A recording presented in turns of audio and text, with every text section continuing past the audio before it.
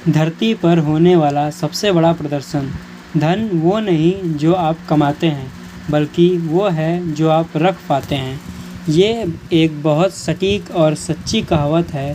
पैसा कमाना मुश्किल नहीं, उसे सहेज कर रख पाना मुश्किल है। हम लोग अक्सर जोश में आकर पैसे की परवाह नहीं करते।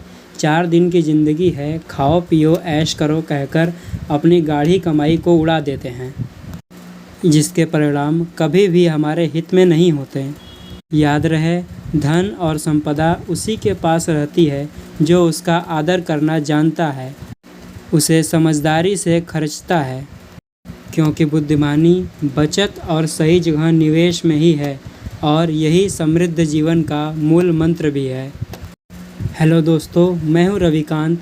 चर्चा का विषय है जाने माने वित्तीय पत्रकार और लेखक मॉर्गन हाउसल की लिखी किताब द साइकोलॉजी ऑफ मनी। आइए लेखक ने जो कहानियां बताई हैं उनका सार समझते हैं। मैंने अपने कॉलेज जीवन में कई साल लॉस एंजल्स के एक बहुत ही शानदार होटल में एक सेवक के तौर पर गुजारे हैं। वहाँ काम करते हुए मैंने बहुत से सबक सीखे, पर जो मेरे जहन में हमेशा के लिए बस गया वो किस्सा कुछ यूँ है। हमारे होटल में एक विशिष्ट अतिथि अक्सर आया करते थे। वो एक प्रौद्योगिकी कार्यकारी थे, बहुत ही प्रतिभाशाली व्यक्ति जिन्होंने बहुत ही कम उम्र में वाईफाई राउटर में एक स्पेशल डिज़ाइन पेटेंट करवाया था। उन्होंने कई कंपनियां भी शुरू की और सफल होने पर उन्हें बेचते चले गए। जाहिर है, इस तरह से उन्होंने बहुत सारा पैसा कमाया। उन्होंने सफलता की बुलंदियों को बहुत ही कम उम्र में ही छू लिया। हर कोई उन्हें बहुत ही बुद्धिमान और तेज समझता था, पर उनका पैसों के साथ जो रिश्ता था उसे मैं बेहद बचकाना और मूर्खतापूर्ण कहूँगा। उनके पास अक्सर $100 की कई इंच मोटी गड्डी होती थी, जिसे वो हर किसी को दिखाया करते थे, जो उसे देखना चाहे उन्हें भी और जो न देखना चाहे उन्हें भी। वो अपनी धन संपत्ति के बारे में खुलेआम ज़ोर ज़ोर से डींगे मारते रहते थे और नशे में रहते थे, किसी को भी कुछ भी नहीं समझते थे। एक दिन उन्होंने मेरे एक साथी को बहुत सारे पैसे दिए और कहा कि पास की सुनार की दुकान से सोने के सिक्के ले आओ।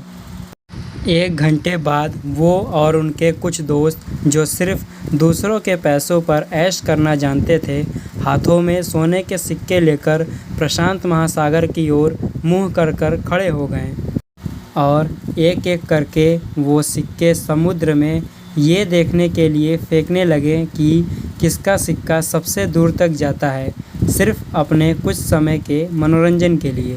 बताइए, इससे बड़ी बेवकूफ़ी और क्या होगी। दिनों बाद उनसे होटल का एक कीमती लैंप टूट गया, और जब हमारे मैनेजर ने उनसे कहा कि ये लैंप $500 का है और आपको इसका हर्जाना देना होगा, तो अपने जेब से नकदी की एक पूरी गड्डी निकालते हुए उन्होंने मैनेजर को सौंप दिया और कहा, ये $5000 हैं, इसे रखो और मेरे सामने से दूर हट जाओ।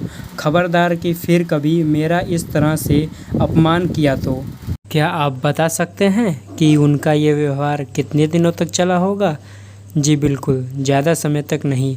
कुछ ही साल बाद पता चला कि वो पूरी तरह से दिवालिया हो गए थे। सीधी सी बात यह है कि आप कितने भी प्रतिभाशाली हो सकते हैं, पर अगर आप अपनी भावनाओं पर नियंत्रण खो देते हैं तो न सिर्फ खुद के लिए बल्कि अपने परिवार के लिए भी एक वित्तीय आपदा बन सकते हैं।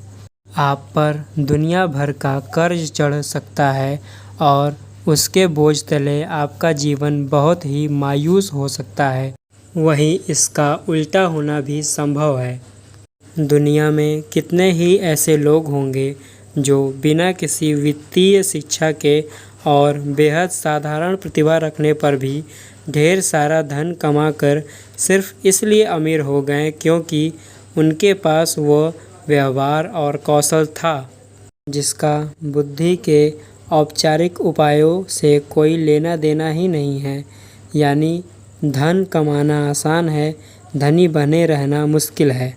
तो दोस्तों हम बात कर रहे थे साइकोलॉजी ऑफ मनी यानी धन संपत्ति का मनोविज्ञान नाम की किताब का। धन्यवाद।